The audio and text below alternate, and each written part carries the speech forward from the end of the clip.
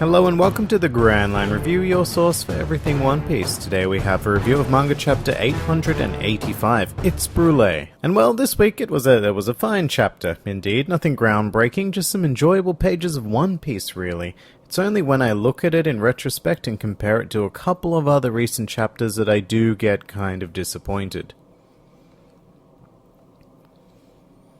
What basically happened is that the story got delayed, because, well, it had to.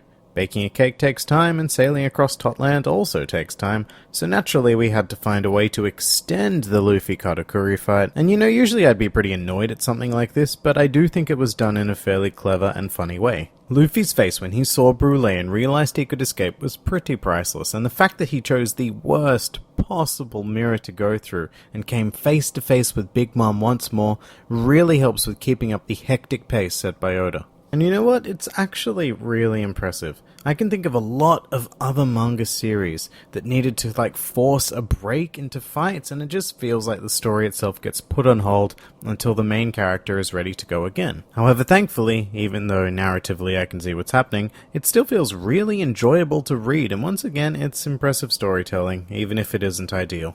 And just while we're here, I really like the look of the Nut Island with the big peanut homing castle, and if you look closely to the left-hand side of the first spread, you can actually see this terrified guy with an amazing peanut top hat, which I'm not going to lie, I desperately want.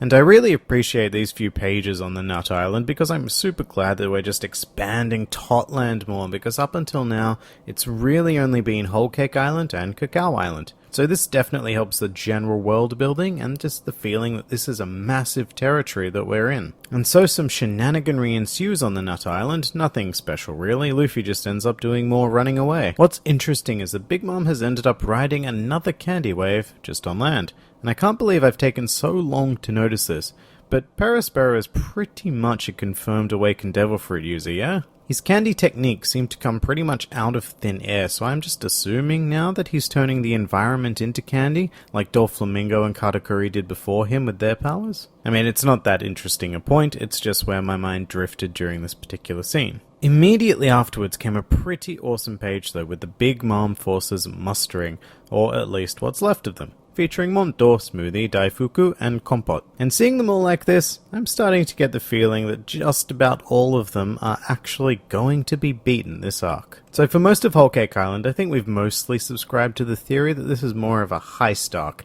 Get in, get out, no unnecessary fighting. But the Big Mom pirates just get whittled down more and more. And now they're at a somewhat manageable number, especially if they keep splitting up and being taken out. The true strength of a Yonko's pirate crew is achieved only when they are all together.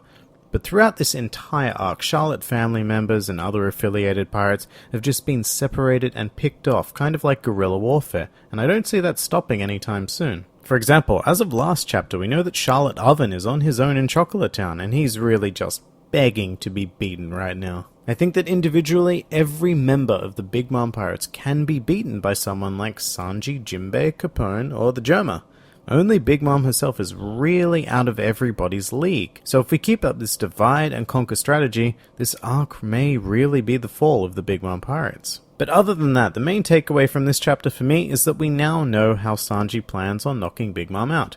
He has some sort of special whipped cream concocted, which looks sparkly and absolutely delicious, and to my utter delight, they've actually finished baking the body of the cake, which is fantastic because I thought it might take a bit longer. And before we get too excited, it will take even longer, but they're going to finish the cake en route to Big Mom. So if all goes to plan, the final showdown will not occur at Cacao Island, but at sea, which is cool, because we rarely ever get to see any water-based battles, let alone arc climaxes, in this series about pirates. So here's a morbid prediction though. This whole situation could actually end up killing Big Mom. Now just go with me for a second. Let's say that her remaining forces are picked off, as I stated before, Luffy beats Katakuri, and Big Mom is left with practically nobody for this final showdown. This cake is designed to knock her unconscious with pure bliss.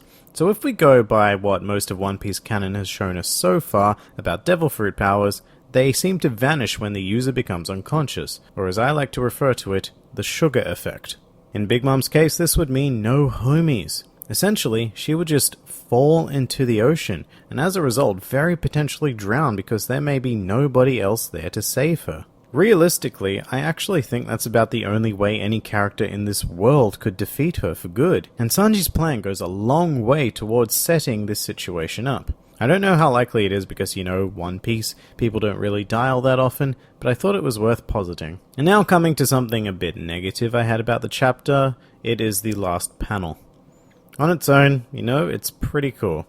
Sanji has a plan, looks like a badass, and it would be great if it wasn't pretty much a carbon copy of the last panel of chapter 876. Like seriously, go back to 876 and compare them side by side. It's not the exact same art, there are subtle differences, like Sanji's hair blowing in this new one, but the shot composition is, it's almost exactly the same. The shading on his face is exactly the same, the cigarette smoke blowing exactly the same. There are 2 speech bubbles on either side of Sanji, and just, I remember reading 876 and going, damn, that was a pretty decently cool way to end a chapter.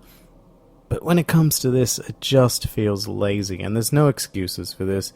It's blatantly reusing past material, just to a much lesser effect. And it's pretty disappointing that that's the last image we have going into a break, because it feels like we've ended up where we were 9 chapters ago. And that really doesn't help the feeling that the end of this arc is just dragging on. But like I said at the beginning, it was a fine chapter, very enjoyable to read, just one big criticism about that last panel. And that's pretty much that. If you enjoyed this video, then please feel free to like, favorite, or subscribe, and please do comment with your thoughts on the chapter.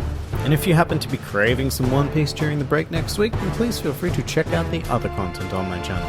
This has been the Grand Line Review, and I'll see you next time.